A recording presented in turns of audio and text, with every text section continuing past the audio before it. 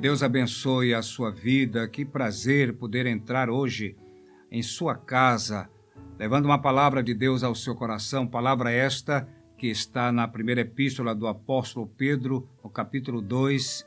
E eu leio aqui para a nossa reflexão hoje os versículos 22 e 23. O qual não cometeu pecado, nem dolo algum se achou em sua boca, pois ele, quando ultrajado, não revidava com ultraje, quando maltratado, não fazia ameaças, mas entregava-se àquele que julga retamente. O que é que nós podemos aprender com o nosso Mestre Jesus? Pela a sua firmeza de ânimo em meio às adversidades. Porque Jesus poderia ter desistido do seu ministério desde o início. Começou numa pequena cidade, não foi numa grande cidade, não foi numa metrópole.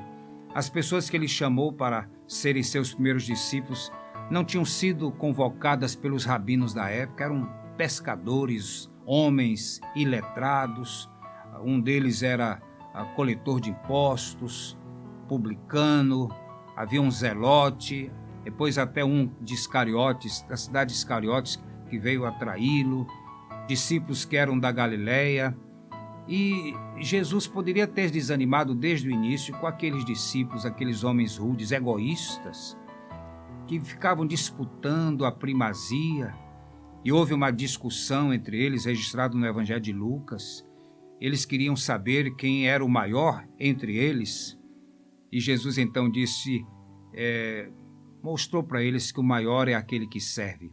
Jesus disse: eu sou o que serve entre vocês. E ensinou uma lição muito importante na vida deles. No cristianismo, o maior é aquele que serve, porque o Filho do Homem não veio para ser servido, mas para servir e dar a sua vida em resgate de muitos. Aqueles discípulos eram egoístas.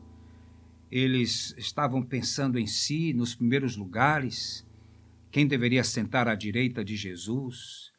Eles eram vingativos. Jesus disse que precisava ir a Jerusalém, precisava passar pela aldeia dos samaritanos, mandou que seus discípulos fossem à frente para preparar a hospedagem, e os samaritanos não quiseram receber Jesus, porque estava claro que Jesus ia para Jerusalém.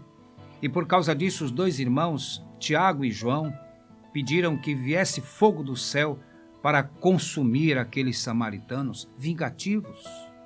E Jesus disse: vocês não sabem que espírito vocês têm, porque o Filho do Homem não veio para destruir as almas dos homens, mas para salvá-las. Aqueles eram discípulos de Jesus, eram seus auxiliares. Você pode imaginar hoje, você está cercado de líderes religiosos, cercado de pastores que estão ansiando poder, querem a primazia, querem cargos na denominação, querem exercer o privilégio de ser líder no meio do seu povo, e estão pensando em usar, por exemplo, a denominação com fins políticos. Os discípulos de Jesus não eram diferentes, não. Eram egoístas, eram vingativos, mas Jesus escolheu aqueles homens. Jesus poderia ter desanimado vendo aqueles discípulos lutando entre si, até na hora da ceia. Na última ceia, eles estavam ainda pensando nestas bobagens, e Jesus teve tanta paciência, teve firmeza de ânimo, de suportar aquilo, de ensinar.